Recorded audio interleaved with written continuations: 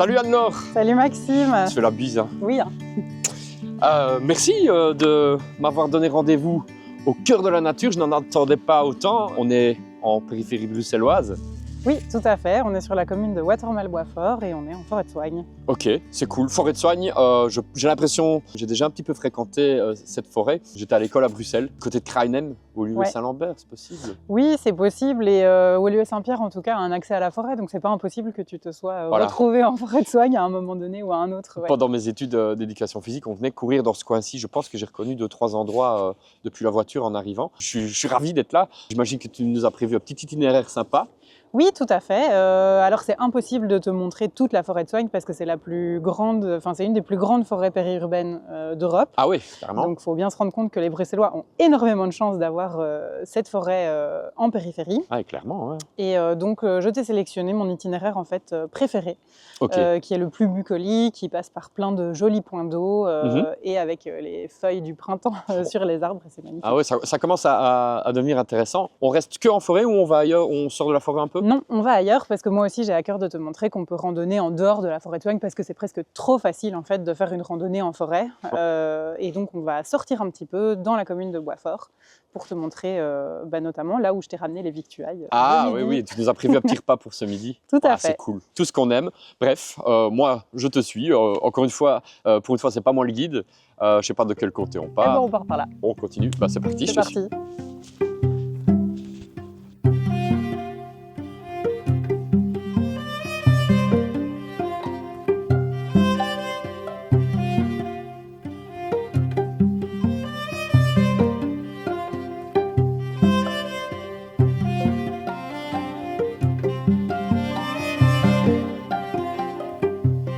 Et bien là on y est, hein, on est en plein cœur de la hêtraie, il n'y a quasiment que du hêtre autour de nous, comme quasiment partout en forêt de Soigne. Que ça? Ouais, alors il faut savoir qu'il va disparaître, donc on commence à planter autre chose. Quand tu dis il va disparaître, c'est... Ouais, en fait là tu vois par exemple sur le côté, ça fait des racines très peu profondes le hêtre. Ah oui, il n'arrive pas à s'ancrer. Voilà, et donc avec le réchauffement climatique et la sécheresse, on constate qu'il y a de plus en plus de bois qui tombent. Tu en vois à gauche, à droite, on doit pas mal tailler tout ça. Et donc on plante d'autres espèces. On a croisé un peu sur la route déjà d'autres espèces, du chêne, de l'érable, là ici sur le côté. Pas de sapin. Il y a du pin, Ouais. du pin sylvestre, mais non, je crois pas avoir vu du sapin en forêt de Soigne. Il y a peut-être un spécimen. Et alors il y a aussi des arboretums, c'est pas de la zone dans laquelle on va passer, mais notre cher roi Léopold II, comme tu le sais, a beaucoup voyagé dans sa vie et a ramené plein d'espèces exotiques qui poussent du coup en forêt de Soigne. Ok. Tu vois, je te dis pas de sapin, mais regarde, là il y en a déjà un. Oui, mais je veux dire, c'est un sapin comme ça. Ouais, voilà. Ouais, ok. Mais non, c'est pas du tout les forêts ardennaises.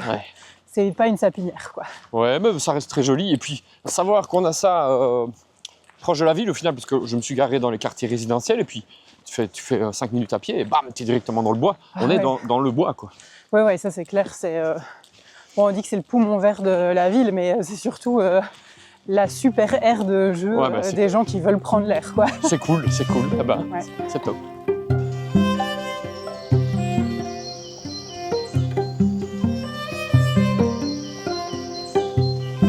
Mais là, on arrive dans un petit sentier, on sort de la forêt.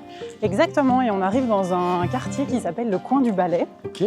Alors, on va voir que c'est des petites maisons ouvrières, etc. C'est très joli. Hein.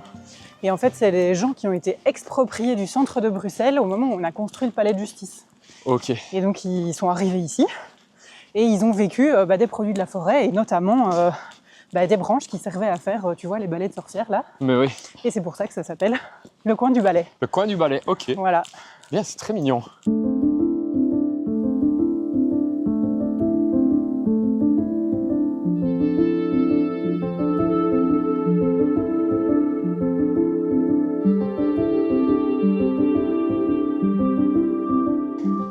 Bon je sais pas si t'as faim, mais moi ça commence à creuser là. Je commence à avoir faim, oui. Écoute, on est dans le parc Tournai-Solvay, c'est un endroit bucolique au pied des fruitiers. Je te propose de pique-niquer ici si ça te va.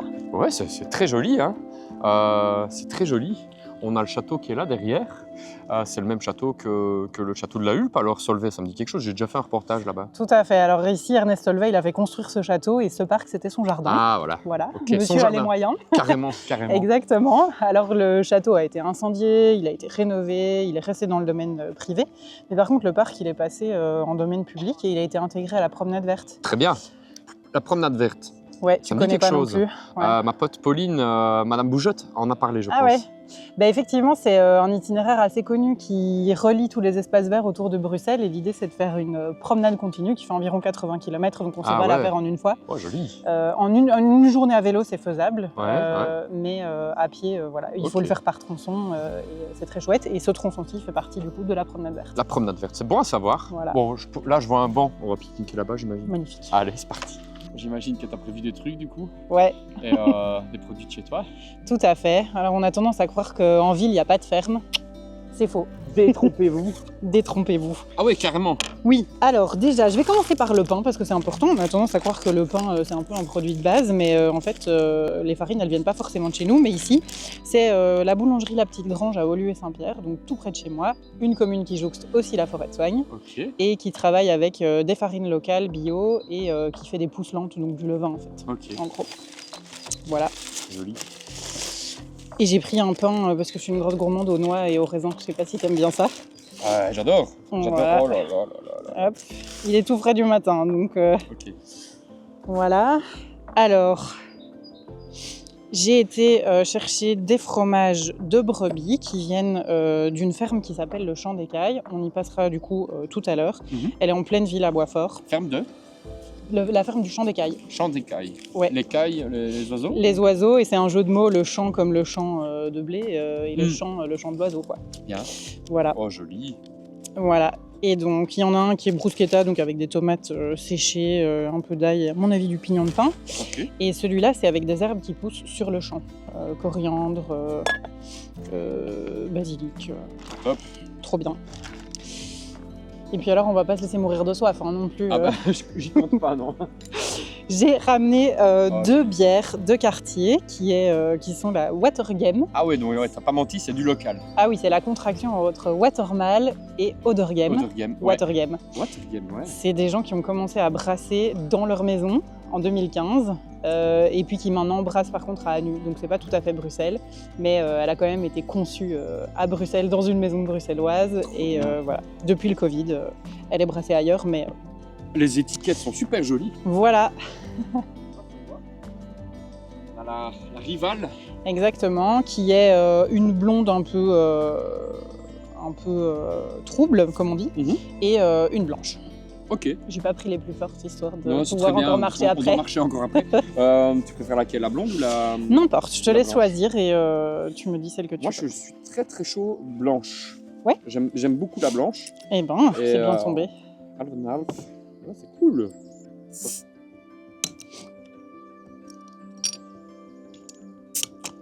Voilà, Est-ce qu'on ne ferait pas santé avant de goûter quoi que ce soit? à cette Santé. rando, Merci Anne-Laure. à ton projet. Merci.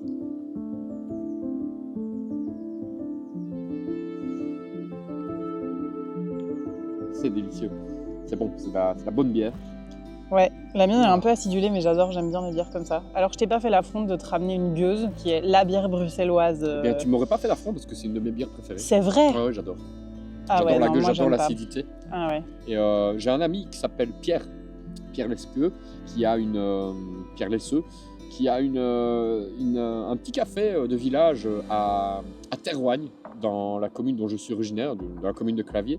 Et il aime bien la gueuse, j'ai l'impression. Il propose des petites bouteilles super sympas. Petit bar qui s'appelle le Barrick Beer Club. Voilà, il tient ça avec Pierangelo, un de ses amis. Et il propose vraiment des très très bonnes bouteilles. On a du haut de gamme, c'est vraiment incroyable. Je vous conseille d'aller faire un petit tour, aller voir sur Facebook Barrick Beer Club. Excellent. Et du coup, il brasse la gueuse en fait. Il brasse pas, il revend, Ok. lui, ça reste un café en fait, un beer D'accord. club. Et alors l'ambiance est ultra agréable, c'est un genre un vieux café comme ça, ambiance vieux café, hein, parce que c'est nouveau, mais je veux dire, voilà, il y a une belle décoration, des petits objets anciens, etc. Et puis lui aussi produit, brasse de la bière. La partie rock notamment, voilà, il est assez doué aussi. Il a d'autres bières qui sont en fabrication. Mais voilà, allez jeter un petit coup d'œil, ça me fait plaisir. Top. Merci. Santé. Explique-nous un petit peu. Je dis explique-nous parce que je ne suis pas forcément au courant de ce que tu fais. Je sais que tu m'as contacté spontanément sur Instagram, je pense, via ta page professionnelle, activité complémentaire en tout cas.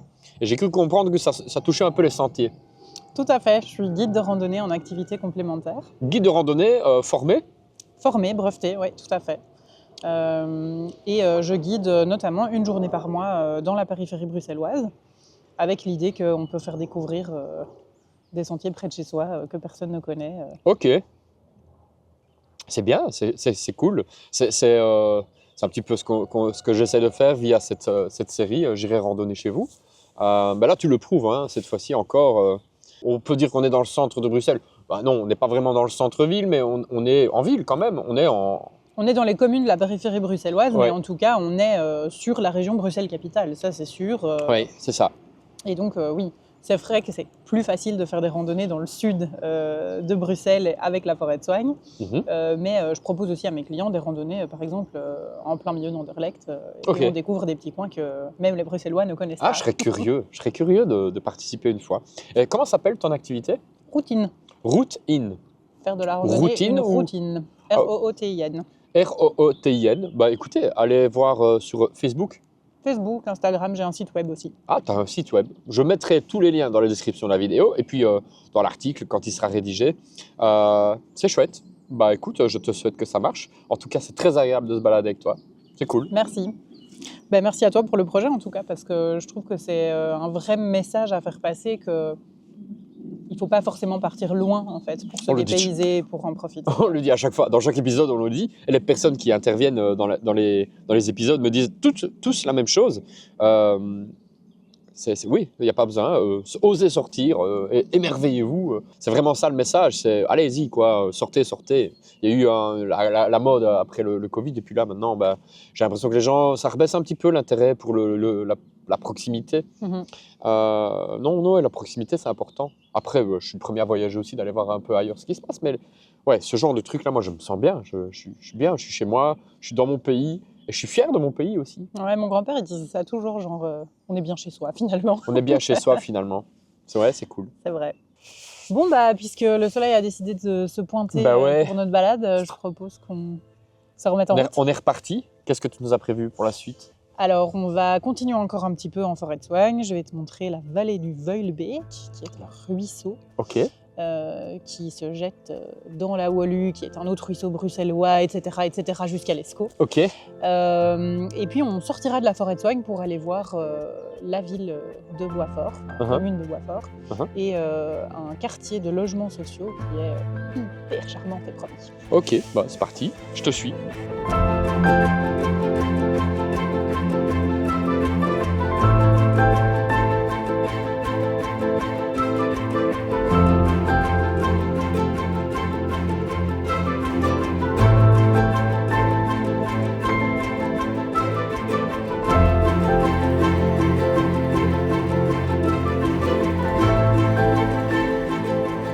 Là, je vois qu'on est toujours sur un sentier de grande randonnée et il y a justement quelqu'un de la SBL, sentier de grande randonnée GR en Belgique, qui nous a donné rendez-vous parce qu'il souhaitait nous parler un petit peu de cette association.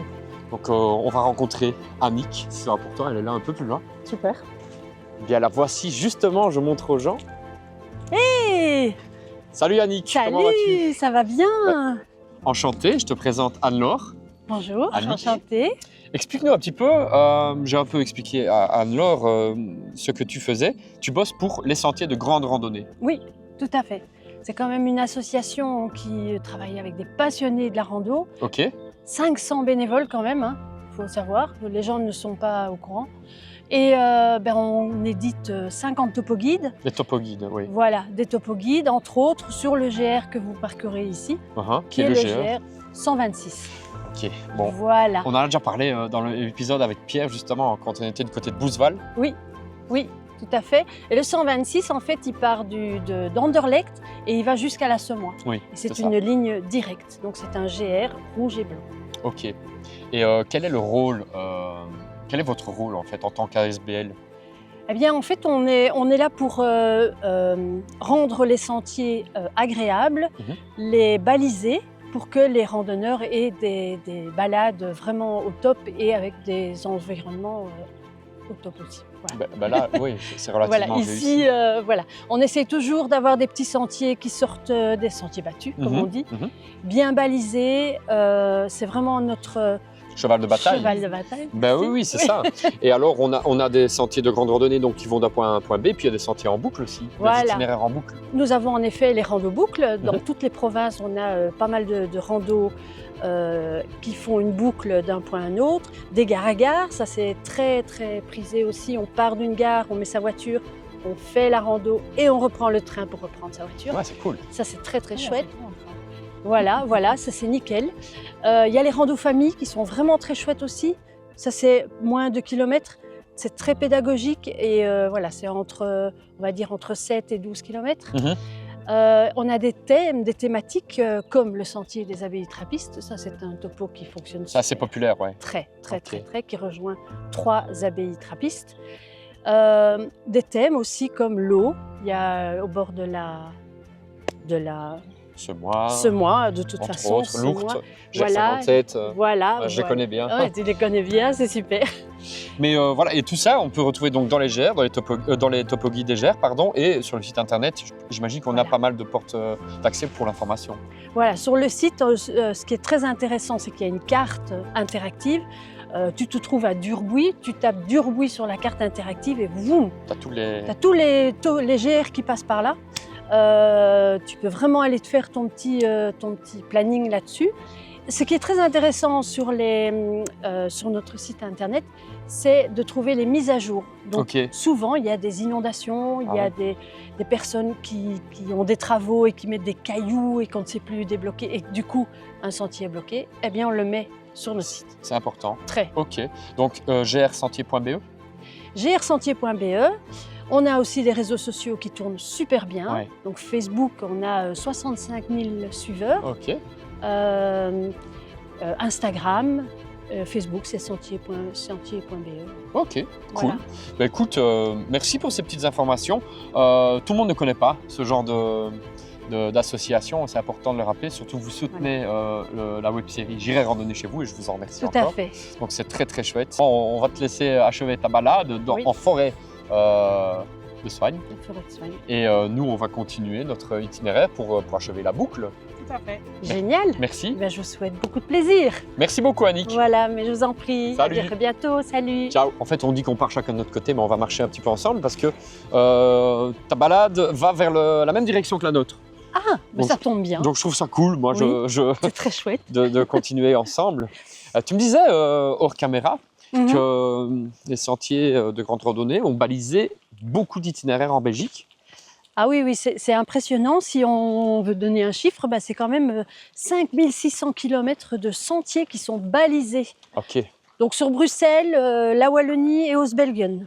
Ok, d'accord. Toute la d'accord. partie francophone et allemande. Voilà. Ouais, c'est impressionnant. Et les balisages, ça, moi, je les connais évidemment parce que depuis que je suis tout petit, je fréquente les sentiers de grande randonnée balisés.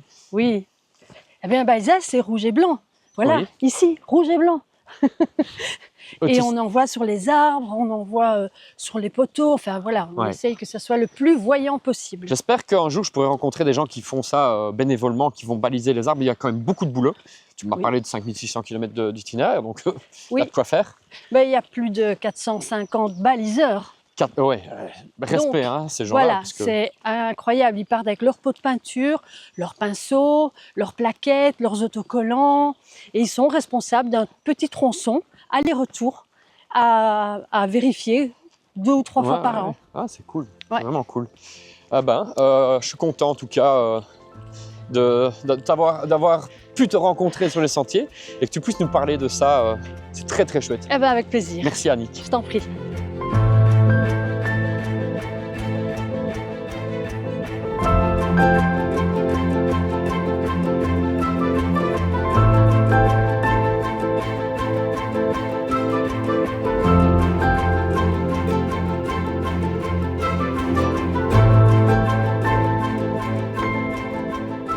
C'est super joli ici comme quartier. Est-ce que c'est un endroit particulier ici sur Bruxelles? Oui, bien sûr, c'est le logis Floréal. C'est une ancienne cité sociale qui date de l'entre-deux-guerres. Okay. Depuis, les locataires sont devenus propriétaires, mais c'est un petit peu connu. Tu l'as peut-être déjà vu en fait dans un film. Jeu d'enfant? Oui, jeu d'enfant, j'ai vu le film, mais je me rappelle pas. Marion Cotillard. Ouais. Ouais, ben voilà, en fait, le début, quand ils sont enfants, ils jouent dans un quartier et en fait, c'est tourné ici. Ah, trop bien. Ouais, c'est super mignon, plein de petits sentiers. Ouais, c'est très joli, bien entretenu. Oui, c'est magnifique et puis plein de sentiers pour nous, les randonneurs, ça c'est idéal quoi. Trop chouette.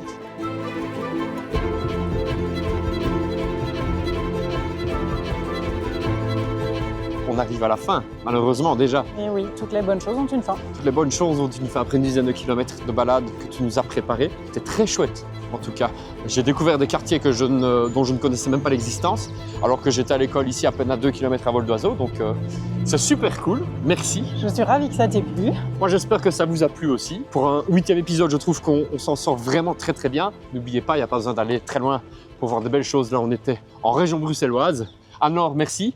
Merci à toi Maxime. N'oubliez pas, donnez votre avis en commentaire, mettre un petit like, vous abonner aussi à la chaîne J'irai randonner chez vous. Alors, merci. Merci à toi. À la prochaine. Ciao.